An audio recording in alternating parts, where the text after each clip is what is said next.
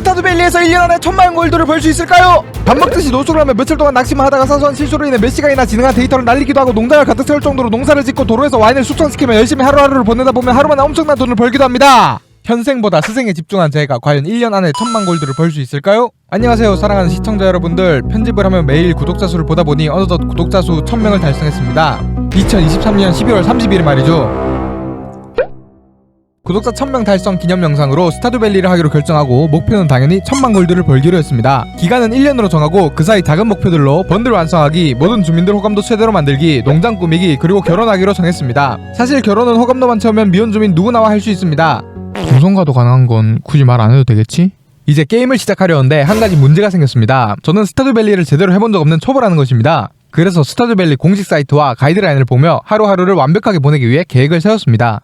1일차, 내일 섬유 유리 낚싯대를 구매해야 하기 때문에 오늘 최대한 많은 돈을 벌어야 합니다. 1일차에 돈을 버는 방법은 점토를 이용한 방법이 있는데, 땅을 파다가 처음 점토가 나온 땅을 기준으로 특정한 패턴에 따라 파면 무조건 점토가 나옵니다. 점토는 개당 20골드이기 때문에 1일차에 상당한 돈이 됩니다. 점토를 모으다가 마을 주민 모두와 인사를 하고 남은 시간에 파진잎을 심고 농장 정리를 했습니다. 자기 전 돌, 나무, 석탄을 제외한 모든 아이템을 팔면 첫날에 무려 961골드를 벌 수 있습니다. 2일차엔 괭이와 상자, 돌 하나씩 들고 바다로 갔습니다. 돌은 이 아저씨에게 주고 100골드를 얻어줍니다. 아까 오는 길에 주운 유물을 박물관에 가져다주고 250골드를 더 얻었습니다. 그리고 연습용 낚싯대를 구매 후 낚시를 하다가 낚시 2레벨이 되면 섬유유리 낚싯대를 구매하고 남은 돈 전부 미끼를 산 뒤 기절할 때까지 낚시를 했습니다. 원래 밖에서 기절을 하면 다음날 기력이 50%만 회복되고 치료비라는 명목으로 돈을 뜯어갑니다. 하지만 아무 스킬의 레벨이 올랐다면 다음날 무조건 기력이 최대로 회복됩니다. 그리고 저는 치료비를 낼 돈이 없죠. 이 점을 이용해서 스킬 레벨업한 당일에 가지고 있는 돈이 없다면 편하게 노숙을 하면 됩니다. 그래서 편하게 2시까지 낚시를 했습니다. 3일차는 확정적으로 비가 오는 날입니다. 일단 바다에서 짐들을 챙기고 물고기를 다 팔고 75원을 남기고 전부 미끼를 구매했습니다. 75원으로 대장간에서 구리를 하나 구매합니다. 구리가 있어야 다음날 용광로 제작법을 알려주기 때문이죠. 남은 시간은 강에서 기절할 때까지 낚시만 하고 4일차는 산에서 낚시만 하다가 모인 물고기를 전부 팔았습니다.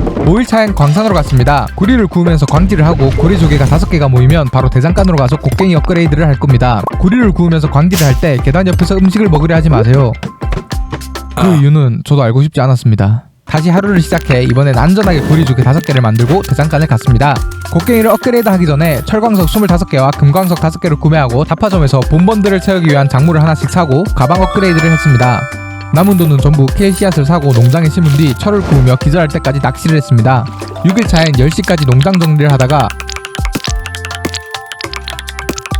마을 쪽으로 나가면 시장님이 신세 한탄을 하며 마을회관 문을 열어줍니다. 대충 들어주고 철을 구우면서 12시까지 낚시를 하고 모인 물고기를 전부 팔았습니다. 7일차엔 편지를 다 읽고 마법사를 만난 뒤 대장간에 가서 곡괭이를 받았습니다. 금광석을 필요한 만큼 사고 바로 곡괭이 업그레이드를 시키고 금을 구우며 기절할 때까지 낚시를 했습니다. 8일차도 낚시만 하고 모인 물고기를 전부 팔았습니다. 9일차엔 연구 종목 추천을 받는데 버섯을 선택하고 곡괭이 업그레이드를 한 뒤 남은 시간은 낚시를 했습니다.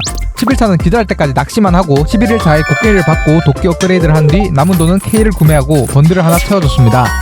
남은 시간은 광산으로 가서 30층까지 내려갔습니다.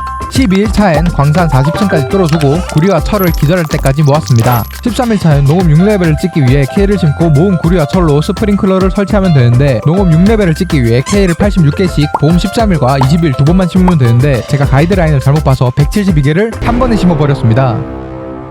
스프링클러가 너무 모자라 기절할 때까지 구리와 철을 모으고 14일차도 광질만 한 결과 15일차에 스프링클러를 다 설치했습니다. 15, 16, 17일차는 운세가 나빠 낚시만 했고 18일차엔 다음날 사막을 열기 위해 팔 수 있는 아이템은 전부 팔고 광산을 갔습니다. 금고를 열기 위해선 42,500골드가 필요한데 5,000골드 정도 모자라네요. 이건 20일차에 K를 팔고 채우면 되니 괜찮습니다. 19일차엔 보일러실을 완성하고 K를 팔면 돈이 많이 생길 것 같아 금고는 채우지 않고 석탄 100개를 사고 남은 돈은 K를 샀습니다. 20일차엔 K를 수확하고 다 팔았는데 2만 골드밖에 못 벌었습니다.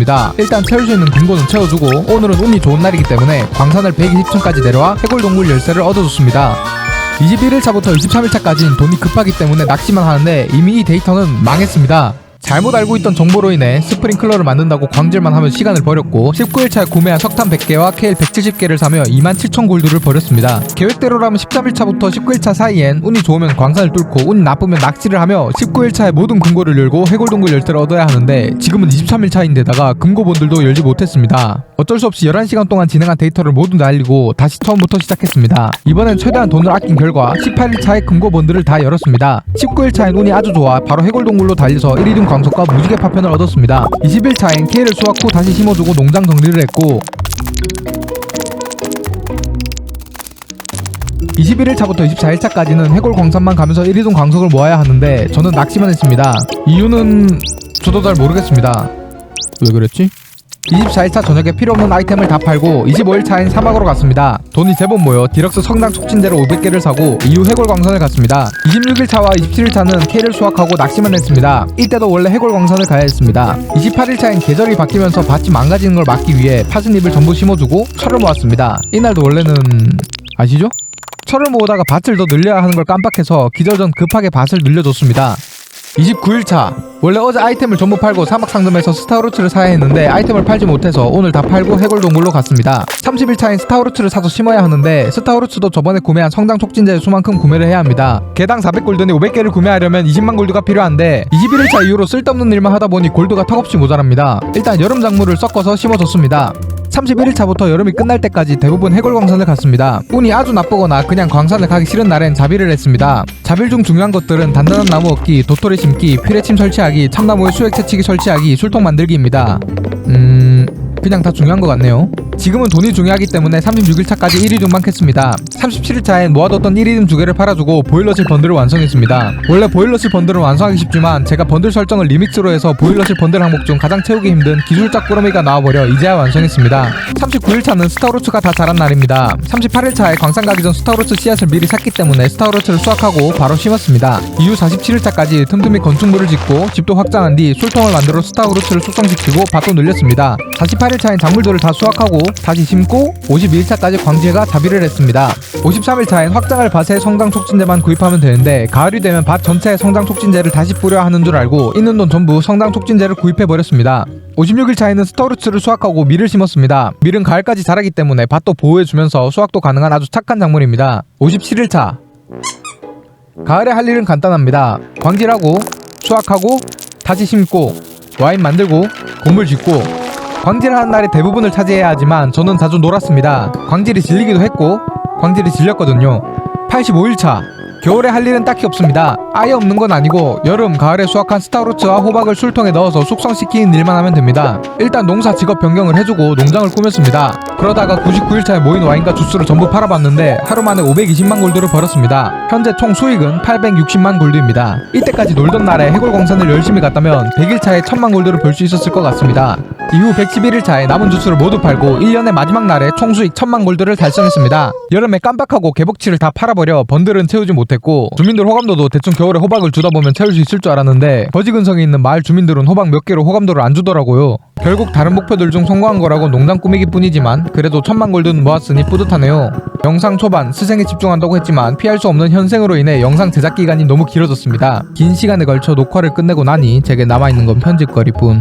편집을 하다 보니 이런 생각이 들었습니다. 나 혼자만 이런 시간 낭비를 할 수 없... 이거 여러 사람이랑 같이 하면 훨씬 재밌겠다. 저와 함께 다양한 콘텐츠를 즐겨보실 분들은 제 디스코드 방으로 놀러오세요. 링크는 고정 댓글에 올려놓겠습니다. 시청해주셔서 감사합니다.